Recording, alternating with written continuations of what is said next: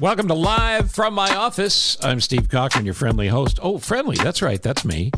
And I said friendly, which makes me think of my friends. This whole episode is about friends, or at least features my friends. And you're going to hear from them here in just a few minutes. But you know what I thought we'd do to kick this off? It's been such a dark and tough year.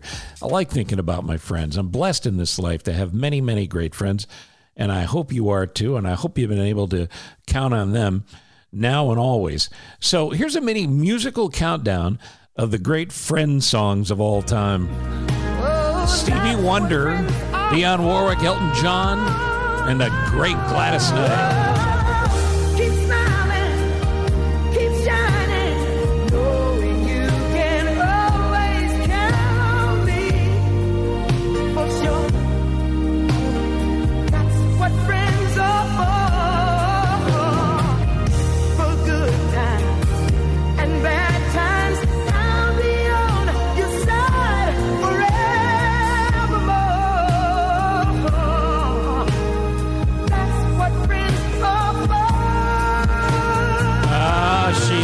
So good. I miss Gladys Knight. Not that she's not still singing, you just don't hear as much from her. But the Pips, you can't get rid of them. Great friends songs. You know, this one makes me happy because it makes me think of when my kids were little and we go see Toy Story. You got a friend in me. You got a friend in me. When the road looks rough ahead and you're miles and miles from your nice warm bed, you just remember what your old past said. Or you got a friend in me. Yeah, you recognize that other voice? It's Lyle Lovett. Randy Newman and Lyle Lovett from Toy Story. Here's another extremely popular song about friends. About all six of them.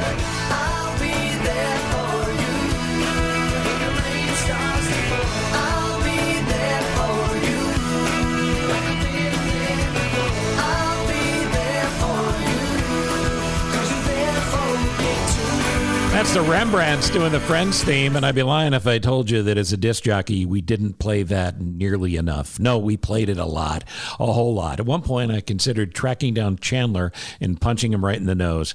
But that's a song that just it makes you think about your friends.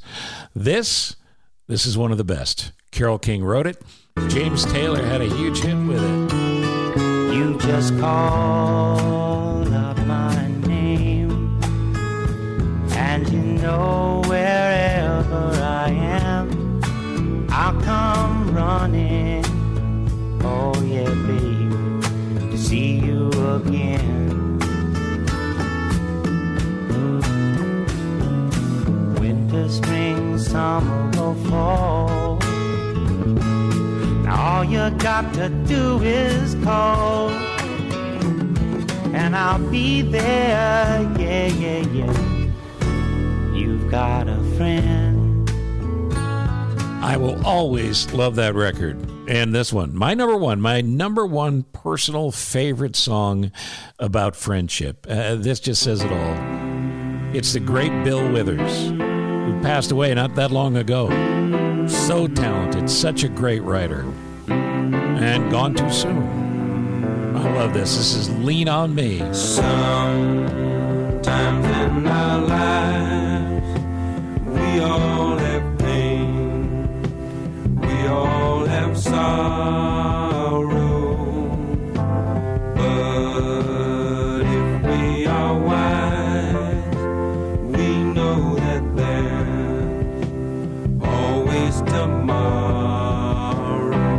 Lean on me when you're not strong, and I'll be your friend. I'll help you carry on, for it won't be long till I'm gonna need somebody to lean on. So there you go. It's like a mini countdown of the great songs about friends and friendship as we do an episode of Live from My Office with three close friends. Now, we got to talk about some tough stuff, some topical stuff, some stuff in the news and politics, too. So we'll kick that off with two of my great friends, Bridget Gaynor and Pat Brady, will join me right after this. Thank you for listening to Live from My Office. I want to talk to you about my friend David Hochberg. As you probably know, if you've been listening to Live from My Office, Team Hochberg and David Hochberg, presenting sponsors of Live from My Office, and we very much appreciate the support. Now, you heard Hochberg on the radio with me for years. What can I say about Hochberg publicly that I haven't already said about him to his face and occasionally behind his back? Yeah, he's loud. He's passionate. He can seem a little over the top at times, but it's only because he loves you and he wants you to save as much money as possible. He's been doing mortgages for 20 years now, and he's put up an incredible number in loans that he's helped originate. He's put together a great team as well at Team Hochberg. It's easy to find out more anytime if you go to 56david.com or pick up the phone and call him up at 855-56-DAVID. But I've known Hochberg forever, and I'm here to tell you, he'll take the call himself. He'll make sure that whatever you need help with, you're going to get help with. And I'm talking about all of it. Student loan, debt, help with all the various things that can go on and be a money suck at your house. He's got a great team of people he works with. You hear him on the radio with him. And he's got you covered coming and going because he's thought about it all. And that's the thing. His team at Team Hochberg has seen it all. They're always available to answer questions, structure a loan, assist in getting your loan closed. You're going to know every step of the way, all the things you need to know about the process you're in, because it's a big deal. And if you're in the home buying process for the first time, they can show you various strategies to make sure you get the best financing options. That's the thing about Hochberg. It's opportunity in a bunch of different ways. You know, if you're a seasoned customer, you're one of these know-it-alls. You've been through it. You know what you're doing, and you only maybe need a little consultation. Well, a couple of things have changed. They'll help you through that process as well. And, of course, David Hochberg loves to help vets, whether it's VA loans or anything else related to vets and a payback for the service and the sacrifice you made for this country. He's there for that as well. Couldn't think higher. The folks at Team Hochberg, presenting sponsors of Live from My Office. Remember, you can get a hold of them at 855-56-DAVID or 56david.com.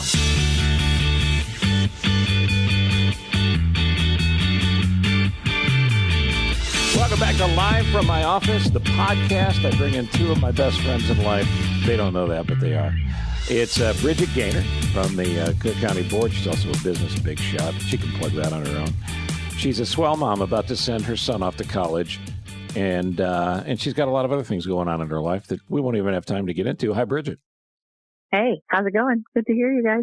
Nice to talk to you again. Well, you haven't heard the other one yet, and that's the great Pat Brady, former leader of the Republican Party in Illinois. He hasn't completely renounced his Republican Party affiliation yet because he still has hope that somewhere Republicans will find a way and divest themselves of the last 4 years. He's a fabulous guy with a nice head of hair. Hi, Pat. Hey, guys. Good to talk to you. Happy COVID summer. Yeah. Yeah. And you too? We're recording this on August 10th. The night previous is when the city of Chicago was up for grabs again. We live in a civilized world where law and order is supposed to matter. Pat, you chase bad guys, you prosecuted bad guys for a long time.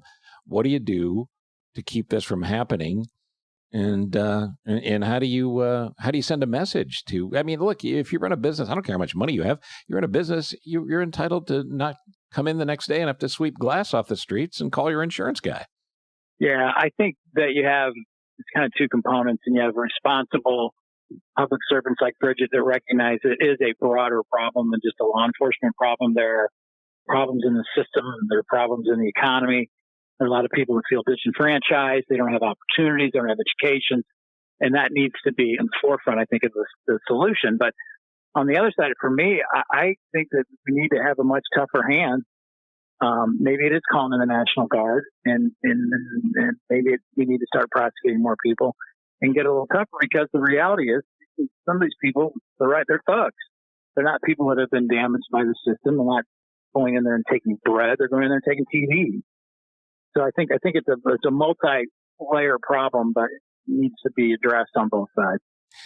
Yeah, if the house is on fire, you got to put the fire out first. So what do you do to stop the violence now? Because the bigger societal problem is absolutely legit and real, but this muddies the water because there's nothing that you can tie to a solution to inequality in society now that goes with breaking the windows on a Best Buy and going in and tearing it up.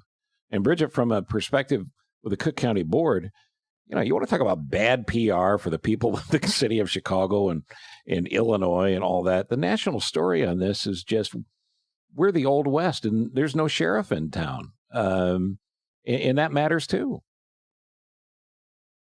No, it does. I mean, look, obviously it matters what people are seeing from the outside, but I don't think it's totally, first of all, you can't blame the whole violence of the summer on just some of this criminal justice reform, because you've had people that have been cooped up for 5 months now. The economy's crap. They just cut off the unemployment insurance payments. People don't have jobs. Their kids didn't go to school, and most of them aren't going to school. So the amount of frustration and rage and fear and anxiety, that's not nothing. And if you don't feel like anything's getting any better, then breaking and doesn't, it is your expression of your rage. And I'm not saying it's totally legitimate for everyone, but there's so many things wrong with where we are right now. Now, you have to separate that from obviously gun violence, completely different story. But I think COVID and where we are now with violence are totally related. You can't separate what people are going through financially and mentally right now. But that doesn't make it okay. I feel for anybody. No, it doesn't make it okay, but none of it's okay. No, but I feel for anybody who is suffering in the middle of this. But you still can't go and steal shit and just break windows. I don't want to make it that simple, but it's got to start there. I know, but listen, of course that's right. Of course you can't do those things. Those are someone else's property. They worked really hard for it. But we tolerate so many absolutely ridiculous things. Your kids go to a crappy school. You don't have good health care. You don't have a job that's ever going to be anything but a dead end. And that's okay, but breaking a window is, of course, it's not okay. No, that's not right. That's but not this okay is what happens when you don't address that stuff. When you don't address that stuff, it bubbles up, and now we're paying for it.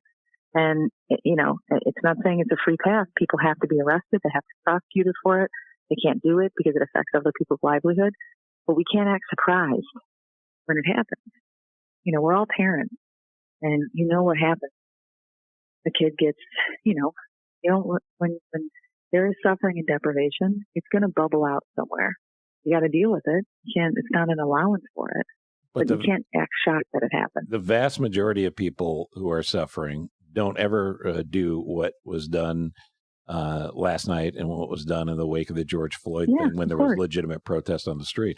So doesn't this create further divisions and make it harder to fix things? Because they're two separate arguments to me. The argument is, of course, there's inequality, and of course we have to fix it. Right. Look, I hear you, but there's, we have to fix these things. I don't think it makes it harder to fix it, because those things are going to be hard to fix regardless of what happens. You get nights of looting. That doesn't change that you got to change your structure of how you educate kids. That's a whole other story. If we're going to look at, in my opinion, what we should really be focused on right now in order to make things better is trying to say, how do we get some of these kids in a situation in which they're in the classroom part of the time, have some sort of social interaction with other people, because being stuck in an apartment for another 4 months, trying to share a computer and get educated, that also feels like an equal recipe for disaster. Pat? I agree. There's got to be a solution, and hopefully they'll come up with a solution that gets the kids out. My kids have been cooped up, and it's not a comparison at all, but I can't imagine somebody in a bad circumstance having to do that all summer. It's a bad thing, and they've got to come up with a better solution. But bigger picture for me, I'd like to see a more robust debate. Unfortunately, we might not see it at the national level on our economy in general. We need to get back to being a productive economy for everyone. It's too much a finance economy. When the billionaires are making money, just making money on money, that's not good for the country. And that's a debate that we need to have.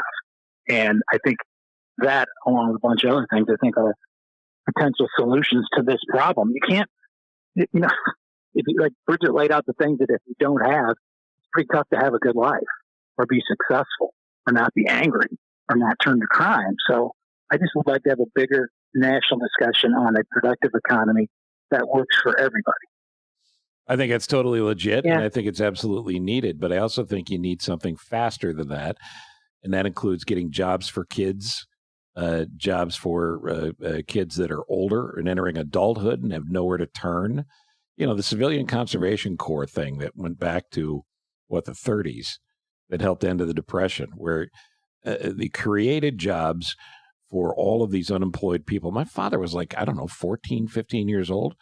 And he dropped out of school and he's on a bus and he goes to Seattle and he's helping build roads. Now, it was a different world then, obviously, but we have infrastructure problems. We have 1,000 needs that could be created and filled if we would spend the money on giving jobs, not just to inner city kids, but to people that need them. But inner city kids could benefit from it.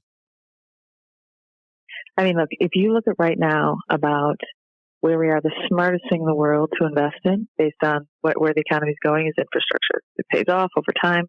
I mean, one issue that I find astounding is in the state of Illinois, we pay just the teacher's retirement system. Now, granted, multi-billion-dollar system pays $300 million every year in fees to investment advisors, consultants, management fees, all of that stuff. And you want to say, okay, you can't figure out a way to channel that because over 10 years they're spending $30 billion. You have to $3 billion rather. You got to figure out a way to take what we're already spending and channel it. Because listen, there is, in my opinion, there is no appetite, nor should there be, for a tax increase right now as we go into a budget, and revenues are way down, and the need for services are not down. So this is a moment in time where we need to focus on where are we spending money in a way that needs to be done differently? Because things like hundreds of millions of dollars on investment fees versus infrastructure programs, that's not even a contest. Right. And all this stuff is within our control.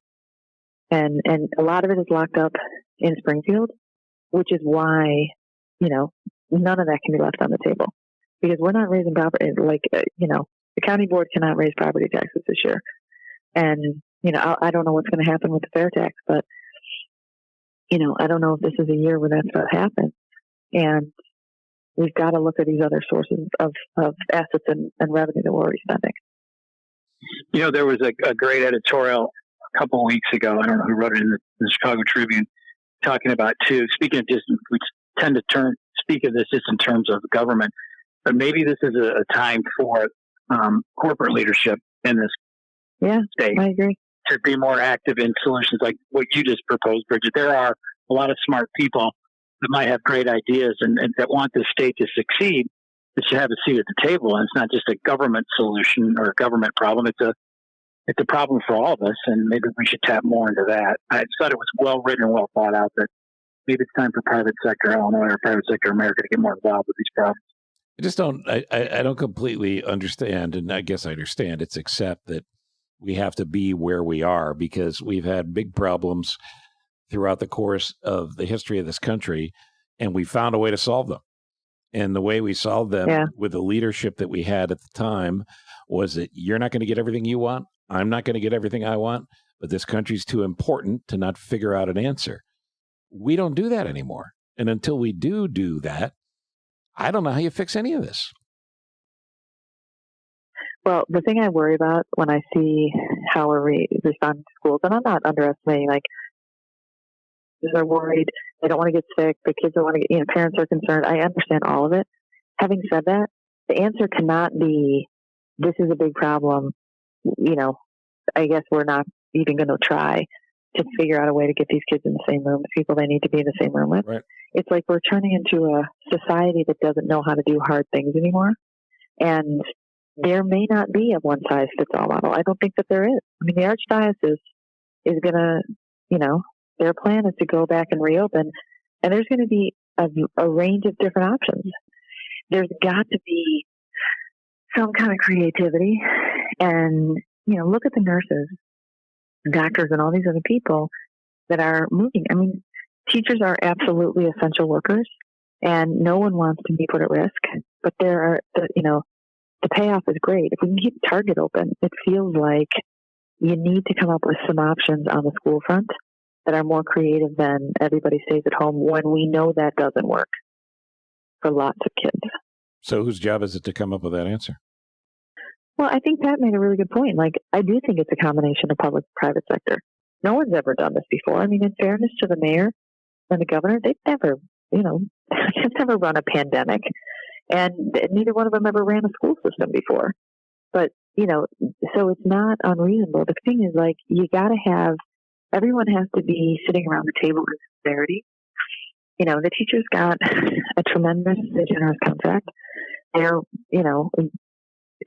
they have a great contract and they do a great job. The question is, should they be sitting around the table saying, how do we solve this? Because they know the school so well. I am deeply concerned with these kids sitting home for another 4 or 5 months.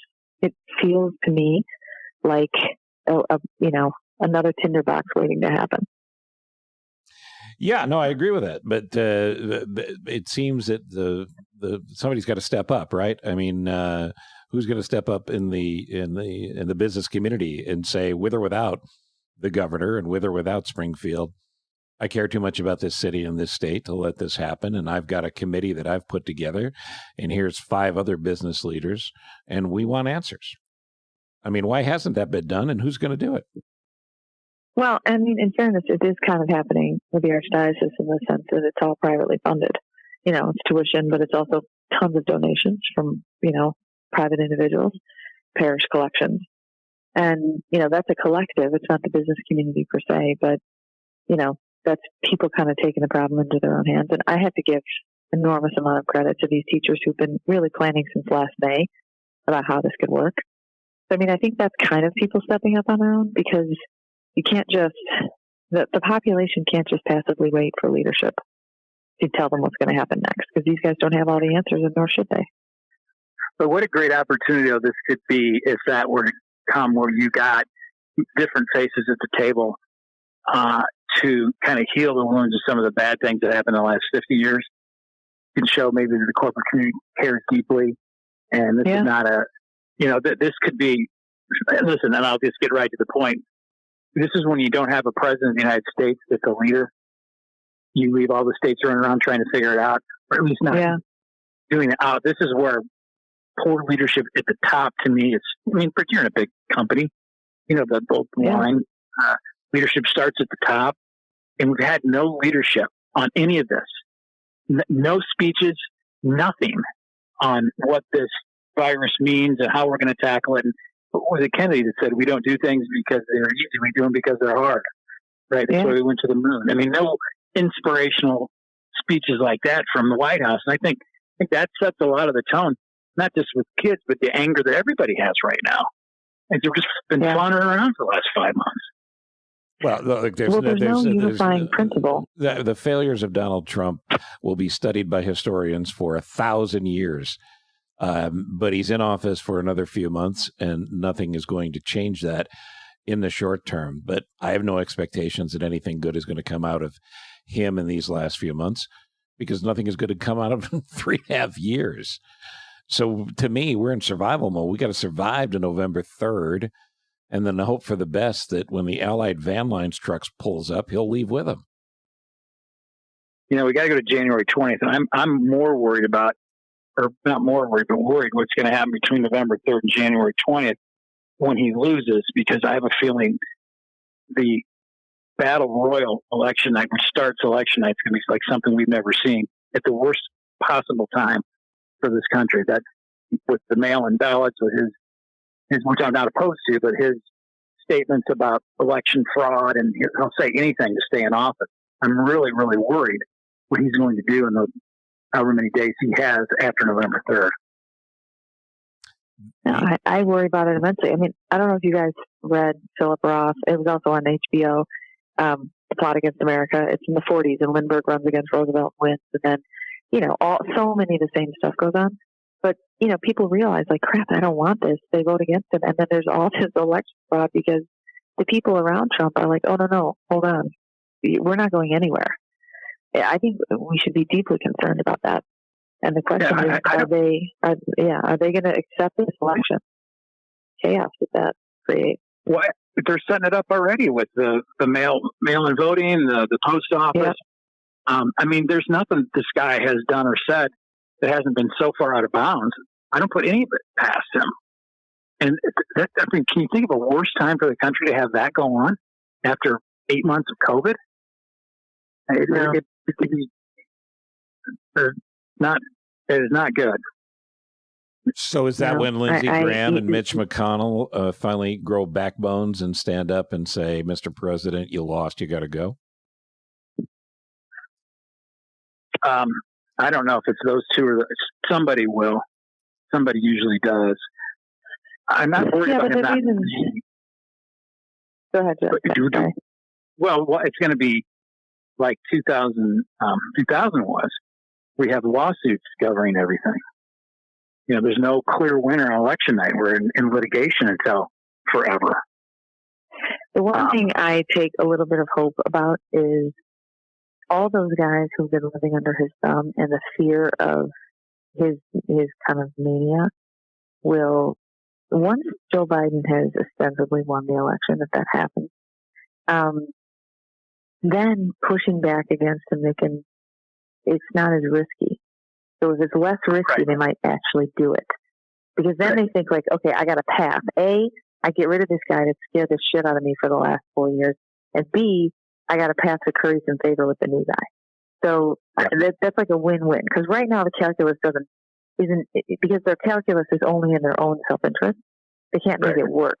But once you've got things that like go on the ledger of your self-interest, then you can make it happen.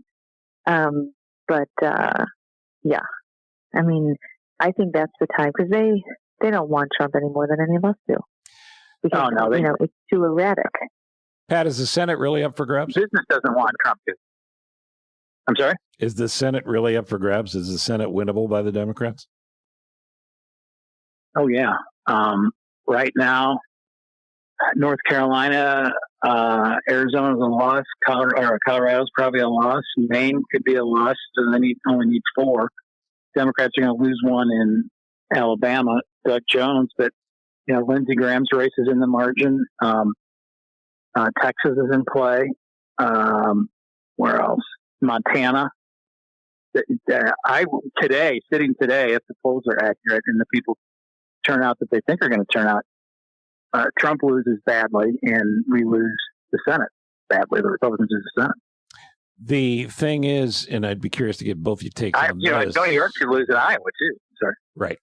I'm sorry. I think that there's going to be a lot of people who just want some calm. They just want it to be calm. And Biden, the reason, it's funny. My sister Mary is a family practice physician in West Virginia. Yeah, so she's, works in a small town, and she's a doctor in a small town. And she said a year and a half ago, when there were still, 125 people in the Democratic primary, that Joe Biden is the only one that can win because people that voted for Trump that she works with every day, he's fine for them. He doesn't enrage anybody, and he's fine on the other side too. The lefties don't totally love him, but the righties don't totally hate him. And so what we could use is like a lot more of that. I don't need to fall in love. I just, don't want to feel like I'm on a roller coaster. Can you imagine the Democrats going 3 or 4 days where you don't go, oh my God, what now? Like 3 or 4 days where you're bored by the White House and the news that it doesn't make. The Democrats actually, in a lot of respects, are fortunate in that a lot of the people that are like the more left, like the right-wing Republican Party, didn't win their primaries. Some did. Yeah, they did. Not as many. Yeah, you're right. So Biden's not going to have, if you look back at the history of Trump and Paul Ryan went in and said, hey, we're going to repeal Obamacare, we're going to get a tax cut, we're going to do an infrastructure, blah, blah, blah. Well, the people that messed that up, it wasn't the Democrats. It was the Freedom Caucus. Yep. It was that Jordan, those goofballs, the Do Nothing Caucus. You would have had a repeal of Obamacare had Freedom Caucus not said, we don't like it. But there never would have been a John McCain vote, none of that stuff. It was the Freedom Caucus. The point is, the Democrats have gotten really lucky that the far left has been somewhat muted. The thing is, Biden is so likable. I mean, the guy's like a likable machine. I watched the interview just the other day, sitting at the table, talking to two older people, and the guy was saying his wife was one of, she had 4 sisters. And I guess Joe Biden has 4 sisters. He goes, let me tell you, you are a smart man. You got him, if you're looking around, marry a woman with 5 sisters. Because then you know what? At any given time, one of them's going to like you. May not always be the same one every time. One of them's going to like you. Like, he's like a factory. It's like unreal that, and there's just, and you know what? Like, he couldn't come at a better time. Because you know what we could all need right now? That. Oh, he's absolutely the right I'm guy. with you on this, Bridget. I'm voting for him, but he's got to come out strong and sharp, because this argument that unfairly, and I hate it, that's been made about his mental capacity, a lot of people buy. I'm not saying it's enough, but people are buying it. So yeah, okay, but I'm gonna reference Pat Quinn in this moment in time, and I'm gonna say, don't compare me to the Almighty, compare me to the alternative, because he may be a little slow on the uptake compared to what a raging forest fire of a crazy person said.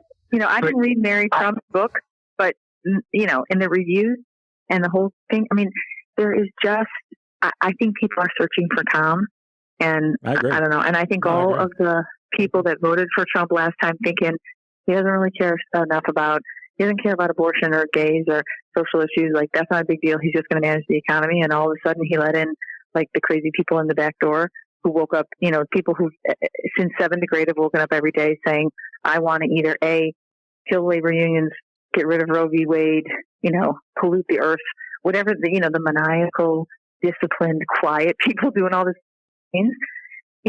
That's the problem, is that he let all those people into the mix. And I think people now just want him down. I don't disagree with you. If you break down the map, there are people that buy into the Biden mental capacity argument, and they also when people are ripping cities apart, the Democrats get blamed for that. So I don't think it's going to be the blowout. I think it might be I think he's going to lose. Trump's going to lose, but there are a lot of places that don't see it that way. And I don't think it's going to be a blowout at all. All I want is 2 conclusive things: popular vote and electoral vote, in a way that it can't be litigated. Right. And that, because your point was exactly right. Yeah. You just got to get over a threshold enough where even the conspiracy theorist has a hard time getting there. I wanted to end on a positive, but we have to end on a Mike Madigan instead. So, Pat, back to the prosecutor part of you. Where are we with this, and what happened most recently? Because it got buried by a lot of other news.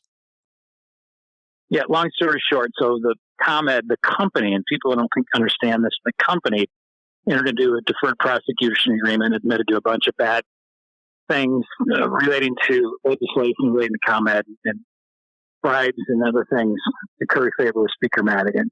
I believe and have been told that there will be indictments sooner rather than later, of ComEd officials and others.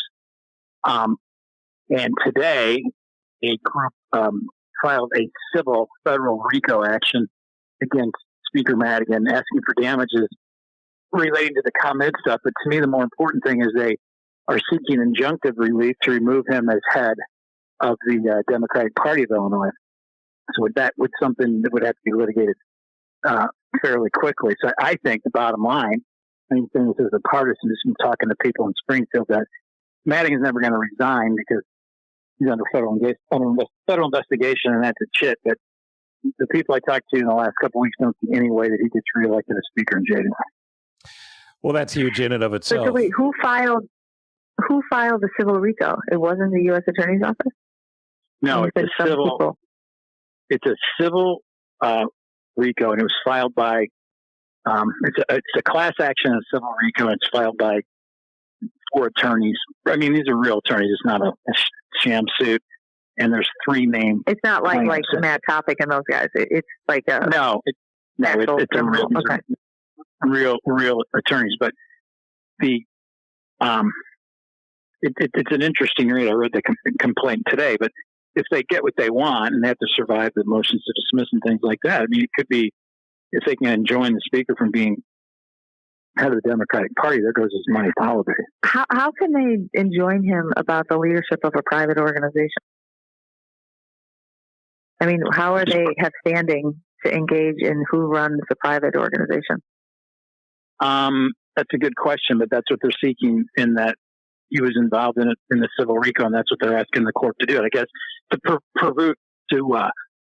have something be injunctive, you have to prove irreparable harm, which would be there's pending ComEd rate legislation that's going to be up in the next session, whenever that might be. And I mean, it's like saying, I don't like how the church handled abuse, so I want to get to remove this guy as cardinal. Like, it just feels like, okay, but they pick their own people. It's interesting that they feel they can do that. I mean, they obviously when you're violating, it's probably different with the church. You've got religious First Amendment concerns. Well, you got First Amendment. You got freedom of religion. I mean, I have to go back and read it, but I think that they're, if you can prove that there's this damage is being done to these plaintiffs, this class of ratepayers, because of Mike Madigan, it might be a reach. That's how you get there. But you can file lawsuits all day long. Depends on what the court says. But I'm just going to say for anyone who's listening, I do have a tree in my backyard and no power. So I'm saying only good values about ComEd right now. So throwing that out there.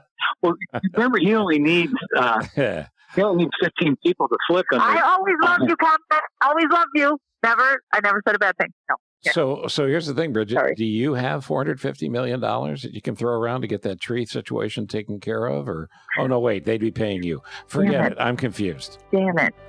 This is Live from my office. That's Bridget Gaynor and Pat Brady, and I hope you guys will come back. And thanks for doing this, especially on the short notice that we had to put this together in this particular episode. But thanks for being on. Thanks guys. Pat, great to talk to you guys. Take care. You too. Bye. We couldn't do Live from my office without David Hochberg. All right. Maybe we could. But we wouldn't want to. I think by now, and if not by now, very soon, you can actually hear an interview I did with David Hochberg on the sponsor page at CochranShow.com.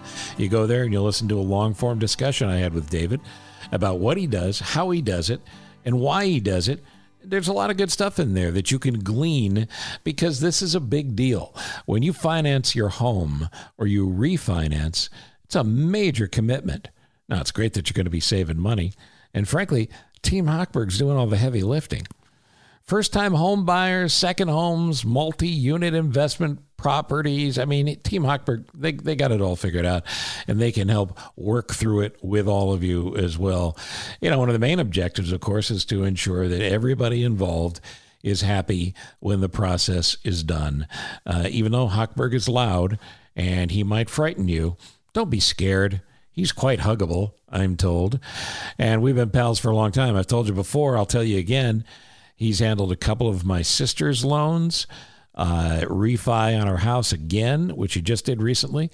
And he's about to do a refi on my daughter's house. They did the mortgage for her home. It's her first house.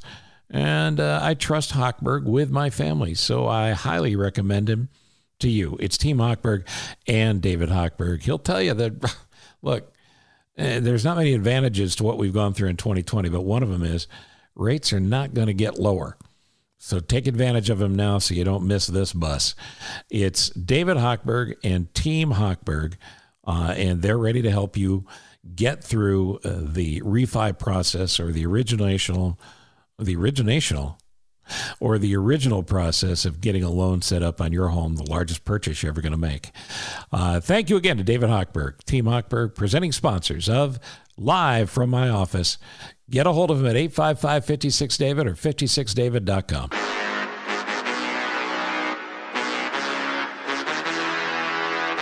The next guest is somebody that's been a very close friend of mine for a very long time.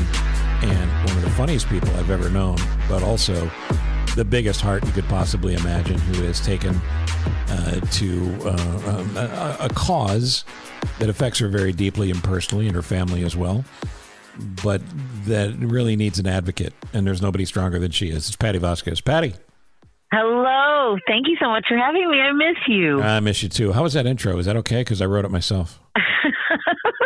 I always feel like I can't live up to the expectations, the bar that you set just in the introductions for me. Thank you. And it's all ad lib because you know I mean it. Well, and you've helped me so many times over the years, elevating and amplifying the message that so many families like mine really need to have advocates like you. So thank you. Listen, I'll big mouth anything you want. You know that, but okay. you know how much I love your family too. And talk about your family for people that are listening and maybe don't know the backstory here. Sure. I have two boys, Griffin, who is, oh my gosh, Steve, he's going to be 17 in a month. Wow. Yep. I know. He's an incredible young man who is smarter than I will ever be. And I know that always sounds corny, but I mean, this kid, I've told you the story. When he was in third grade, they tested him and they said he was reading at the college level. Right. And I really think we could have sent him to college a few years ago. Has had straight A's since he was in kindergarten, except for one B in gym class because he didn't follow instructions. I think you and I can identify with that. And he's still bitter about it. That's stupid B. And he's the best big brother for his little brother, Declan, who just turned 15 years old. Holy and cow. Declan, I know. I knew those two when they were zygotes. I know. Well, and it was funny because you helped me celebrate when I was pregnant. Yeah. I was on the air after Griffin was born. And then we kind of, I had to go radio silent because when Declan was born, he wasn't breathing. The specialists, in fact, didn't think he was going to survive. And they told me that if he did, he might never walk or talk or surpass the intellectual ability of a 2-year-old. And it took me a long time after, we got through a lot of those first few months to realize that the way they delivered that news was really had a negative impact on the first couple of years. And I've spent the rest of his life and our lives together trying to find ways to make families like mine cope with these new set of circumstances, help educators and medical professionals on how to talk to caregivers, parents especially, who aren't given the opportunity to mourn the life that they thought they were going to have. And I've been fighting in Springfield for over a decade now to make sure that we are paying attention to the individuals who we claim to care about, right, and yet have policies that often are the most harmful to them. So we've talked about it forever. If you don't help those who need the most help, what does it say about you? And right. Where's Illinois in that battle?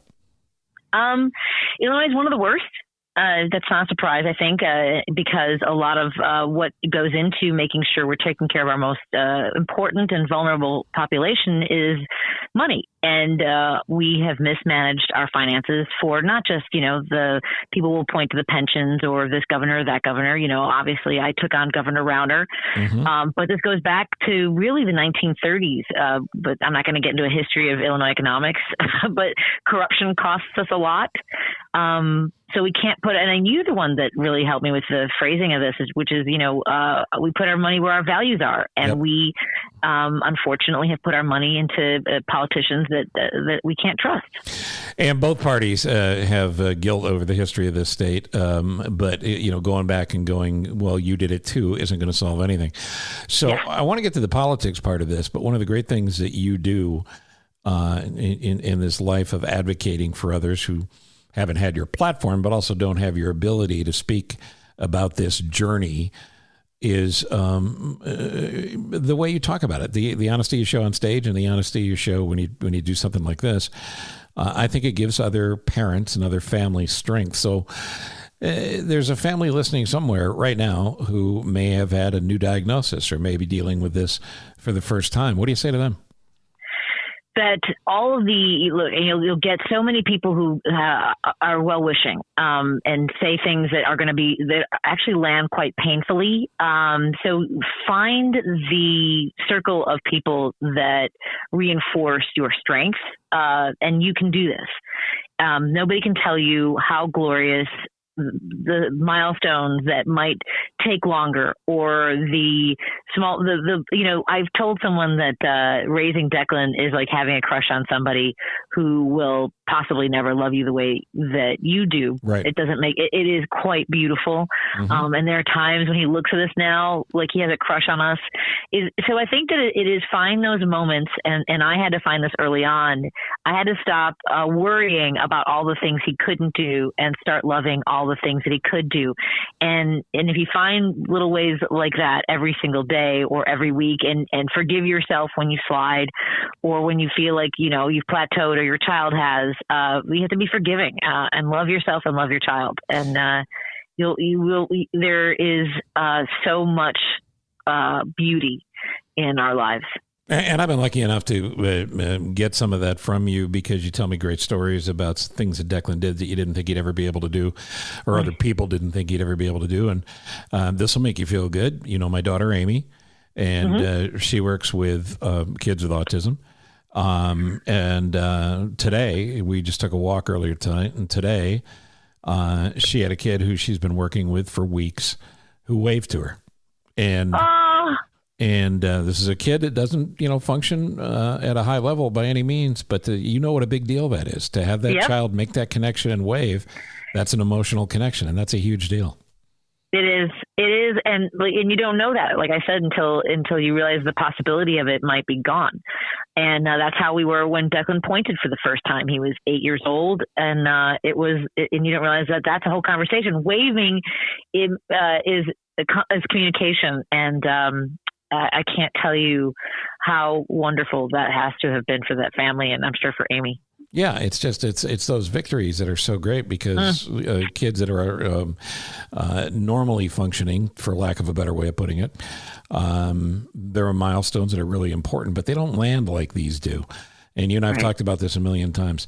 Everything you've gotten from Declan in exchange for what your life would have been without him, I mean, you win in spades. You've won again and again and again.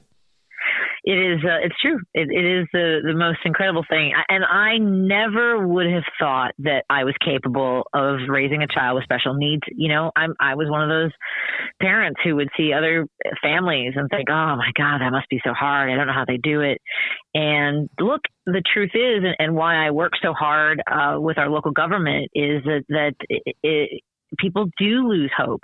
And that's what I try to give people some form of feeling like there's a future for their families. But I never would have thought that I could be, this kind of mom. Sure. It's a lot. What about the sibling pressure of this? Because, as you said, he's got a hell of a big brother, but that's not an easy role either. Griffin has really got so much resilience and patience.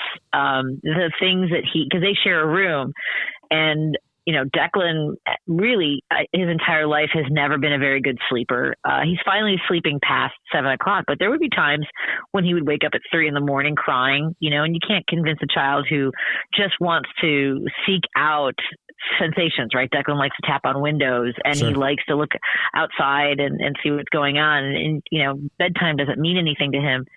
So Griffin has, really been such a wonderful big brother, been patient. Honestly, I mean, I can think of maybe I count on one hand how many times he's gotten mad at his brother. But other than that, we were just looking at some videos of him when they were like 8 and 6, and Griffin was just like, when he could make his brother laugh, like he knew how cool it was to be able to get Declan to laugh. So he's always been all in. So we've talked about all the good stuff, but one of the things that you've been able to make entertaining, or at the same time, I always thought I'd get a call and I'd have to come to jail and bail you out because you murdered someone over this. But, this is part of education, too. Tell people about some of the things others have said to you and what they should say to a parent of a child with special needs. I think that, if you have a question about a child you see on the playground or at the store, because, that has happened where, and the story that I really have been using for a long time, you're at your wit's end anyway as a parent with a child. But you layer on top of that the dread and fear of what the future brings, and just trying to get through a day of taking your boys to a children's museum. And Declan was 3 years old and was crying and still doesn't speak at 15. But this woman came up to me and she goes, "How old is your son? Shouldn't he be talking by now? You should really have him evaluated for that." Like, that's what I needed. I'm just trying to spend some. I know, and I said that. And that's I've heard that story 500 times. It still amazes me. Oh, so bad. And I said, and I tried, and it was funny because I really did start telling her about all the many different therapies that we were in, speech therapy and developmental therapy. And I was like, I hope someday I'll hear him say mommy. And just so you know, just because you can't talk doesn't mean you should. And that only came because I had been bugged by people at the grocery store. Doesn't he talk? Or, what's wrong with him? And that's the other one, is like, what's wrong with him? So I would say, to your question, what should parents say?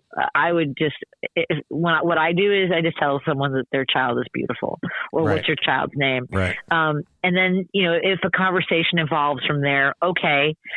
There's so many people who are like, well, they're just wondering, but you're acting as though they're the only person who is just wondering, that their curiosity is more important than my privacy or my moment with my child. In what world is that okay? In what world is it okay to violate that boundary that I can go up to you and go, "What's wrong with your kid?" That's so outrageous. I know. And when it depends on the age, and you and I've had this conversation. There were these really obnoxious teenagers on the playground one day, and this one kid was like, "What's wrong with him?" And I said, "He's missing part of his brain. How about yourself?" So I just, I don't my patience. Now, here's the thing. Yes, go ahead. You started going to Springfield years ago and advocating for families with kids with special needs, and for obviously the special needs child. This turns into what has now become your new life, and that is a career in the wild and wacky world of politics. Now, if people were paying attention, they may have noticed that you ran for office this past fall, and because Illinois politics is what it is, fell short by just a skosh, but I know you're going to run again, and I know you're going to win. But what are you doing in the meantime? What is the job now? Well, that's, it was a wild ride, because when I was going to Springfield, a lot of folks were, I would get in, and you and I both received the most nasty messages from folks. Oh, you're going down and complaining about, you want something for your kid, you want handouts. Yeah. And the truth was that it was the fact that Declan was getting all the services that that helped him. I knew that I could be in a position to help other parents and fight for them the way I fought for Declan. Right. That was always my goal. And to make Illinois a place that I could feel comfortable that when I'm gone, and this is what a lot of parents like you and me think about, is that I want to know that I've done everything possible to make this a state that is safe for Declan to live in when I'm gone. And that was what I told people when I would go door to door and tell them why I was running for office. And that's a heavy story, and maybe it wasn't the right choice, but I can't do anything but be as honest as possible. So I have been working on policy for over a decade, and I am now assistant policy advisor for the comptroller of Illinois, Susana Mendoza. And I have the opportunity now to be able to focus attention where we, really should step up as a state and reach out, help organizations that are giving services to, for the homeless, for the elderly, for our population that needs assistance, with families that have a child with disabilities, or anywhere along their lines. I mean, there are things that we can do in this state that won't cost more money. And that's the thing is, people always talk about, well, why do I got to pay? Or, well, that would be nice. As though, the taking care of supporting communities is an afterthought or a luxury, when really we end up, when you save lives, when you invest in people, you save lives, and you do save money if that's what's important to folks. And as our friend Dr. Kevin Moe said years and years ago, you need to spend that money when a child is young, when a child is small. Yes. Because he said, look, you can break it down to this kind of level of crass. You can pay me now or you can pay me later, but it's going to be more expensive later. And in a state that's broke and so worried about the money, I'm just glad you're a point person now. And I'm glad Mendoza had the smarts to realize you didn't need 15 or 20 years in politics to do the job you're doing, because a lot of people wouldn't recognize that. Well, I thank you. I'm so proud to be a part of that of her office. Really, some incredible people, and I started out early in after college. My job was I was a research consultant for a financial relations board, which is a communications company, corporate communications. And this was actually what I used to do is I would do research and then write briefings and dossiers on companies. And essentially what I do now is I do the same work, but with important branches of service, different organizations, whether they're nonprofits or our government offices, and what can we do to make sure that they have the kind of support that they need at the state level. And one of the things we have to do in Illinois is cut the crap. And by crap, I mean those that continue to play the system and those that could be doing everything from breaking the law to bending the rules to their own benefit. A lot of the guys from the old Daily Machine, Burke and Madigan and the like, seem to be in the crosshairs now. But there's plenty of mid-level and practically new elected officials who are looking the other way or saying, where do I get mine? So is this current Madigan mess where I think most people are aware, ComEd said, here's $450 million and in exchange for you helping us out and allowing us to lobby at a level we probably shouldn't, we'll get you some jobs for your people. I mean, that is just old school Chicago. That's why they call it the Chicago way. You wrote a piece, and I know there's a second one too, but you wrote a piece about the hypocrites who are acting surprised. They're just stunned that anything like this could be going on. And so many of them who have taken money from Mike Madigan to get elected aren't willing to stand up now and say, if this is true, you got to go.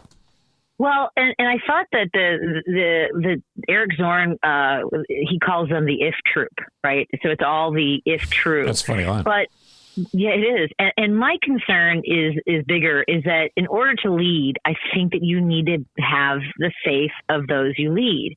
And yes, I guess as a speaker, I think that the way they imagine it is that he's the leader of the, just the representatives. But if you look at what people want in the communities, they don't want him as their speaker anymore. They don't trust him. There's so much cynicism has grown when it comes to politics in Illinois that it's time. I believe that it's time for people to stand up and say, you know what, whatever they want, they want to say on the way out, but come on. This is an opportunity to reset, to say, to find some path forward in this crisis that we have in front of us. That's going to be long lasting. We're going to be finding ways to resolve the chaos that is erupting now. We'll continue to do so. And I would feel more comfortable knowing that we don't have, because I don't believe it's just, does anyone believe that it's just ComEd? No, of course not. No. Right. And it's just a matter of the fact that the feds take forever to build a case, because when they bring a case, it's because they believe they can't lose the case. That's why Madigan and Burke are both in a world of hurt here. But having said all that, I think we both agree Madigan will win in his district again and again and again until he either dies in office or decides to step down, and I don't think he'll ever do that. But what you're talking about is the rest of the state, the elected officials, the elected Democrats, not voting to keep him in the speaker's position and controlling what happens in this state on the floor of the House for the state of Illinois, right? That's where that's the change. So listen, here's the deal. You got to fix it all. Hey, what's funny is that's what I used to say to the legislators when I would have them on my show, because we used to have a segment called the Budget Crisis Corner on Friday nights. Right. And I would have one Republican and one Democrat on every week. And before they would leave, I go, all right, go fix the state. But people laugh at that. And when I would go door knocking, people would laugh at my belief that we can do better. I'm here for it. I'm not going anywhere. I think that we're better than this. And that's always been my position. We are better people than this. We can disagree on so many things, but we can all agree that we deserve a government that's reflective and responsive to what people need every single day, which is to be happy, healthy, and safe in their homes. Yeah. And to bring it back full circle, we are last or close to it in how, pardon me, we're last or close to it in how we take care of foster kids in the state. And Yes. you're telling me that we're last or close to it in every category of helping kids with special needs. Illinois has to be better than that. Yeah, when I'm doing my research and I'm looking around at other states and how they do things. For example, the age for kids like Declan can go to high school until they're 21. When they turn 22, they basically walk off a cliff. And there are states like Michigan that have it at 25, which is only 3 years. That's a big deal. It is a big deal. And then, you've got to have program supports. Declan will need to have things that are invigorating for him, or, that challenge him in ways that continue to push him. I believe that Declan, it might be when he's 30, when he says his first word or goes to the bathroom on his own. I never give up. And I need to know that we are in a state that continues to not give up on kids and adults like Declan. The future of Patti Vasquez politically is bright. The future of comedy in the age of COVID pretty much doesn't exist. But people who love you on stage, you're not walking completely away from that life. It's just it's not your focus because there doesn't exist, and also because this is way important. It is very important. But I would say since April, I've done 1 or 2 online comedy shows that are it's really weird, Steve. I get really excited to go to my basement to do comedy. It's the weirdest thing. It's hard. It's hard. I mean, I did one for an audience of 10 that was an online thing. And it's just weird. So we don't know when comedy's coming back. We don't know when clubs are coming back, but we know that you're going to be in Springfield fighting for what's right. And we'll do this again. You now have to be, as you've always been, a regular guest of mine. Oh, yay. Thank you. So I miss you. I know we started that way. It's good to come full circle. Yeah, I miss you as well. And say hi to the family. Hugs all around. The same for yours. This is live from my office. That's the great Patti Vasquez. Oh, by the way, Patti, on social media, where do we find you? At Patti Vasquez CHI, at Patti Vasquez Chai on Twitter, and you can go to my Facebook page is now Neighbor Patti at Team Patti Vasquez on Facebook. Okay, we'll put those in the notes as well. Stay healthy. Hugs to you, and we'll talk to you soon.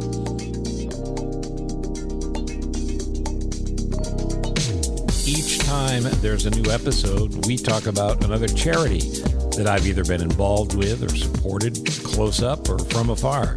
Let's talk about Special Olympics Illinois. This is such a great organization. But do you know the background of Special Olympics? Because it started right in Chicago. As a matter of fact, Eunice Kennedy Shriver and her associates, friends, peers, they put together the games, and they supported them throughout Ms. Shriver's life. And the Kennedy family has always been a huge backer. In the early 90s, I had an opportunity to host the World Special Olympics in Minneapolis, and the stars that came out were unbelievable, including Arnold Schwarzenegger. Of course, he was family. And I remember this true story. We're backstage at the Special Olympics before we go out, and there's 50,000 people at the Metrodome. And Arnold Schwarzenegger and I had been yucking it up a little bit. And he saw me backstage, and he came up and he poked me in the belly and went, "Hey, Steve, nice bicep." And it was funny. I don't want to admit it, but it was funny. All right, so look, this is a continuing opportunity for Special Olympians to develop physical fitness, demonstrate courage, experience joy, and participate in sharing everything that's so special about them. Remember the oath of the athletes of the Special Olympics: let me win, but if I cannot win, let me be brave in the attempt. And that makes me think of my pal Nick Lorenz, who I got to meet and had on the radio with me several times, a great Special Olympian. And what we know is the need is great to make sure Special Olympics Illinois continues to thrive and survive and do all the great good it can do. But we need your help, and there's a lot of ways you can help. Of course, you can volunteer. You can contribute, and the best way to contribute and find out how you can contribute, how you can donate, is just to go to the website. It's SOILL.org, SpecialOlympicsIllinois.org, SOILL.org. And remember, Charity Navigator, the premier charity rating site, gives Special Olympics Illinois 4 stars. It doesn't get any higher than that. You know they're great. Your money will be put to good use, or your volunteer time certainly as well. Thank you, Special Olympics Illinois, for all the great good you do. And for everybody listening now, please take a look at their website, SOILL.org, SpecialOlympicsIllinois.org. And Nick Lorenz, if you're listening, what up, buddy?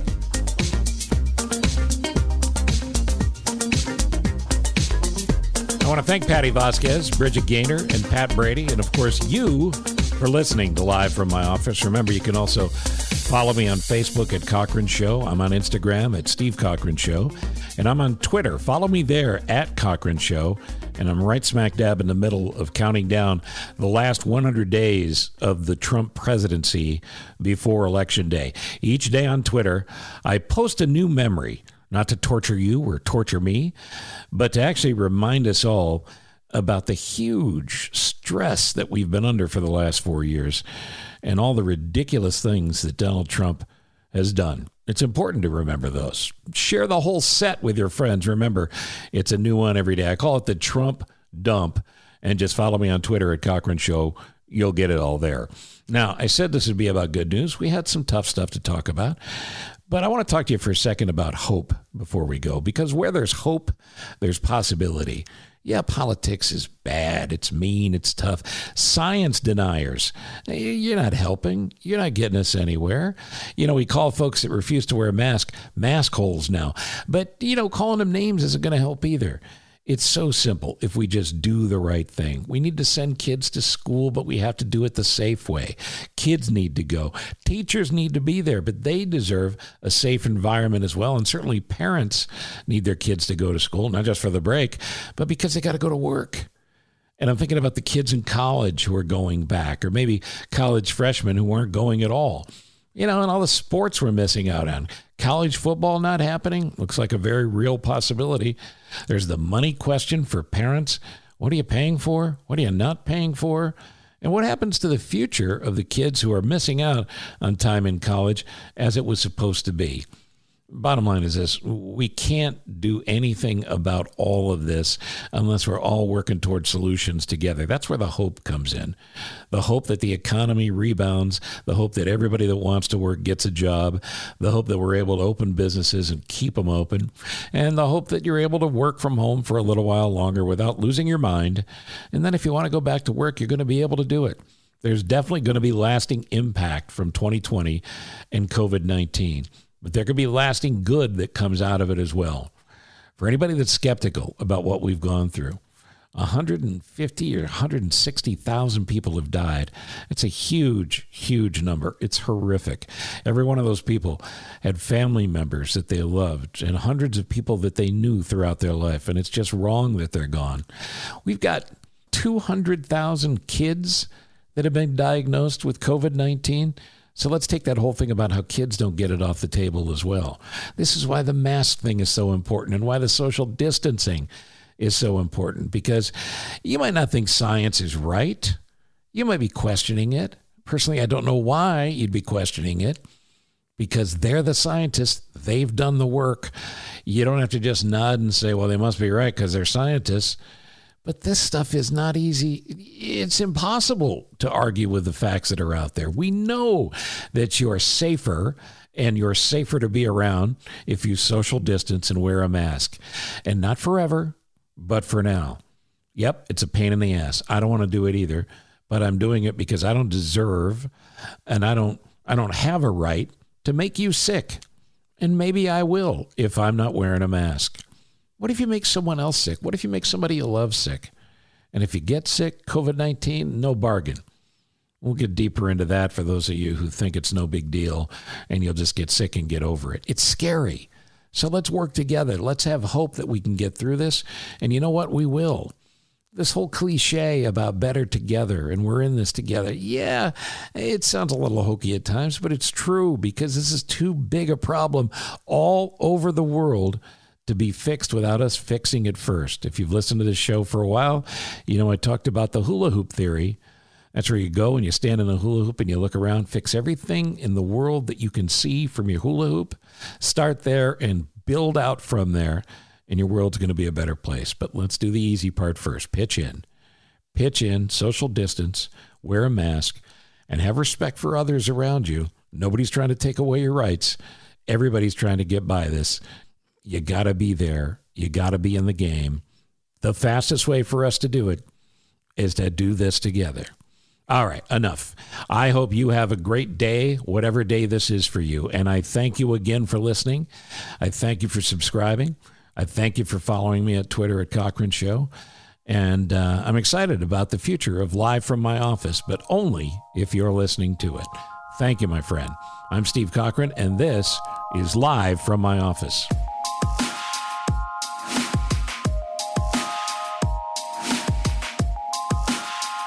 Live from My Office is a product of Monkey Run Productions. All rights reserved. Live from My Office is mixed, edited, and produced by me, Ross Cochran, and hosted by Steve Cochran.